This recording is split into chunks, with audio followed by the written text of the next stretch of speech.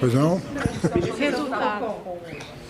Olha, eu considerei o comunicado preocupante, muito preocupante, porque hoje nós divulgamos o relatório bimestral da Lei de Responsabilidade Fiscal, mostrando que as nossas projeções de janeiro estão se confirmando sobre as contas públicas, e o comunicado deixa em aberto, no momento em que a economia está retraindo e que o crédito está com problemas, sobretudo empresas, famílias, o Copom chega a sinalizar até a possibilidade de uma subida da taxa de juros, que já é hoje a mais alta do mundo.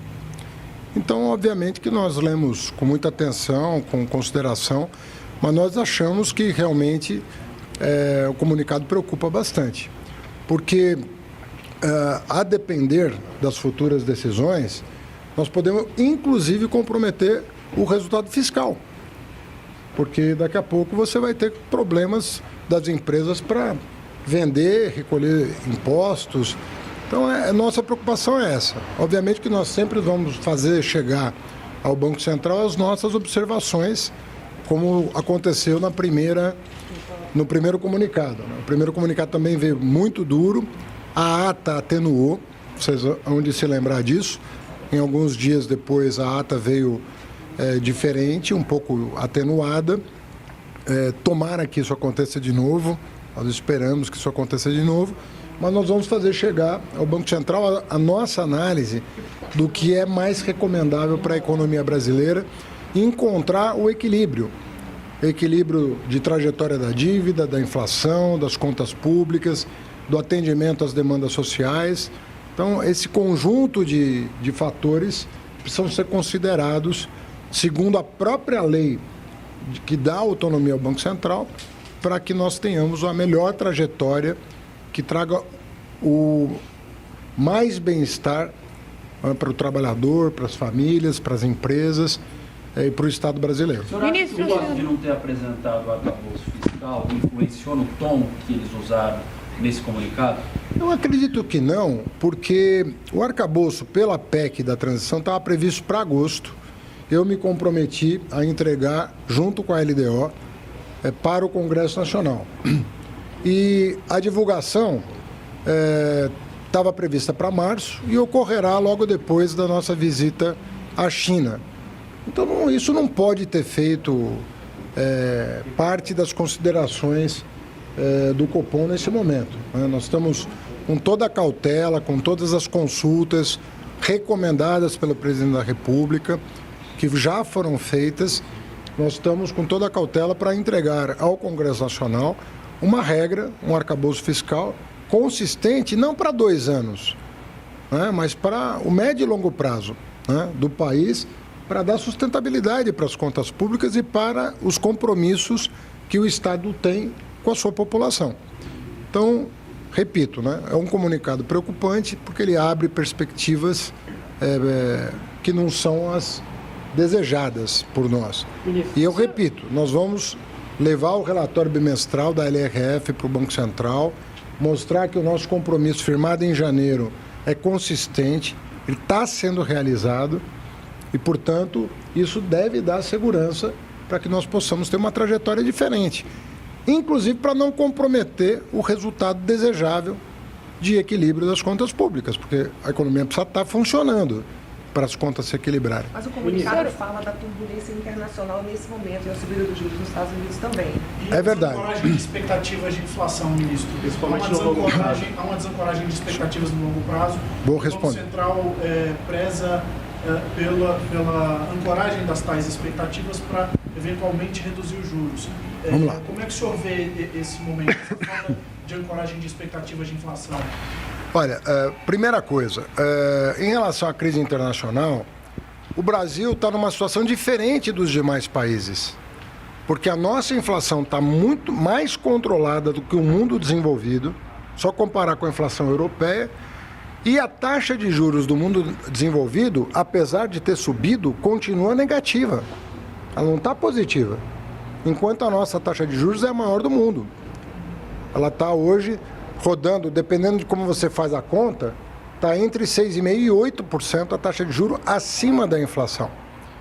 Então, evidentemente que é diferente da situação do mundo desenvolvido, que está com uma inflação. A Europa está com uma inflação encerrada agora de 8,5%. Não é a realidade brasileira. Né? E aí, a desancoragem de expectativas, isso é muito conjuntural.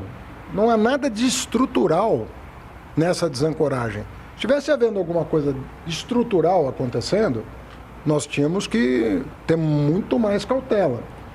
Mas expectativa é uma coisa que se muda de um dia para o outro. Então, nós temos que olhar para os fundamentos da economia e nos perguntarmos se há algum desequilíbrio de oferta e demanda que faça prever um recrudescimento da inflação para os próximos meses. E eu penso que, nesse momento, do ponto de vista dos fundamentos da economia, eu não percebo essa tendência. Agora, expectativa, vocês conhecem o mercado. Muda de um dia para o outro. Né? Amanhã, a apresentação do arcabouço fiscal pode mudar as expectativas em relação a isso.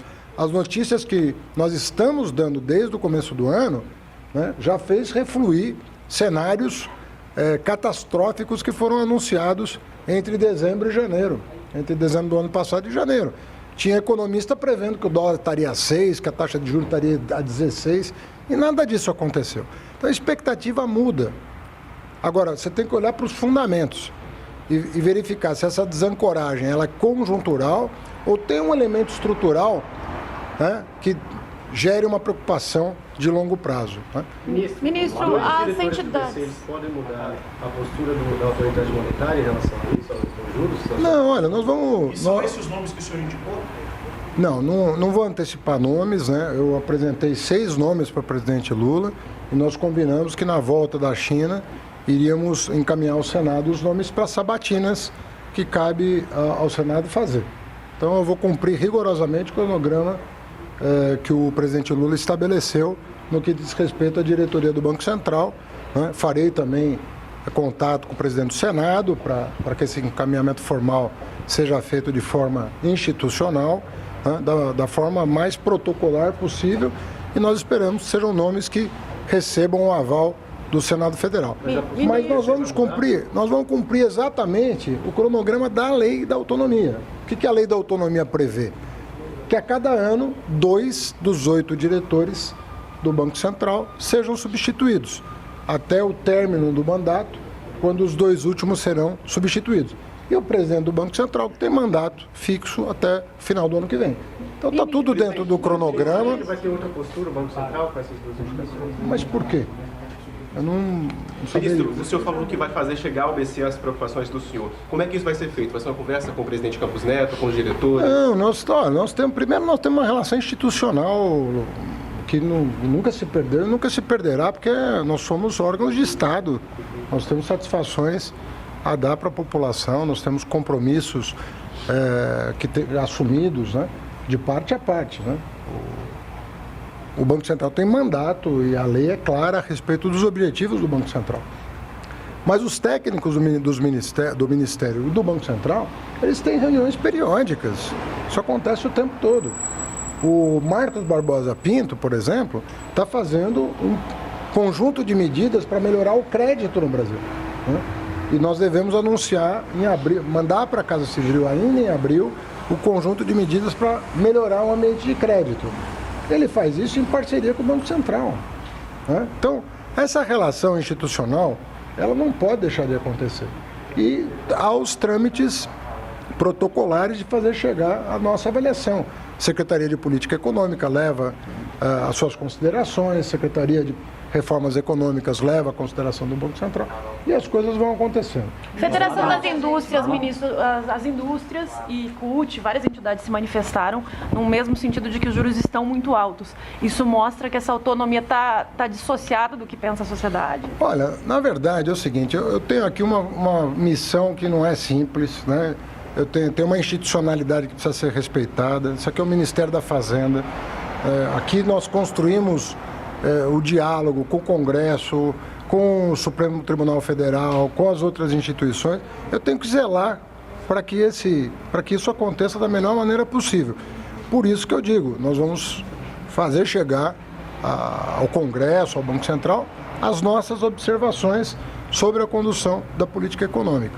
Eu, ainda que reconheça no comunicado o apontamento do Copom de que a Fazenda está cumprindo, né, com o calendário estabelecido em janeiro, né, de recomposição fiscal do Estado brasileiro, é uma nota que eu gostaria de registrar, mas realmente, no conjunto, o comunicado preocupa um pouco. Tá bem? É a primeira vez que o ministro da Fazenda passa a comentar sistematicamente as decisões do Copom. Isso não era uma praxe. O mercado diz que há um ruído dentro entre a Fazenda e o Banco Central, e isso causa essa volatilidade que o senhor chama de conjuntural e tem afetado preços e expectativas. O senhor entende que esses comentários são danosos ou não? Não, se você quiser que eu não comente mais, eu não pergunta que eu não comento. Tem Não. ruído, Olha, em algum sentido, para o mercado. Na verdade, não existe ruído quando existe boa-fé. Eu estou aqui de boa-fé, emitindo uma opinião que eu penso que deva ser considerada pela autoridade monetária, mas é uma opinião de uma pessoa que ocupa o Ministério da Fazenda. Então, há uma expectativa da sociedade de que que a pasta da Fazenda... Aliás, eu falo em harmonia desde a primeira entrevista que eu dei, ainda em dezembro, em harmonizar as políticas monetária e fiscal. E eu vou continuar perseverando com esse objetivo. E nunca faltei com respeito com o diretor, com o funcionário, com o presidente do Banco Central. Não é esse o objetivo. O objetivo é que o diálogo seja franco e nós possamos construir saídas conjuntas para os anseios da população, que é ter crescimento com inflação baixa. Tá certo? Então, esse é o objetivo. Tá bom? Obrigado.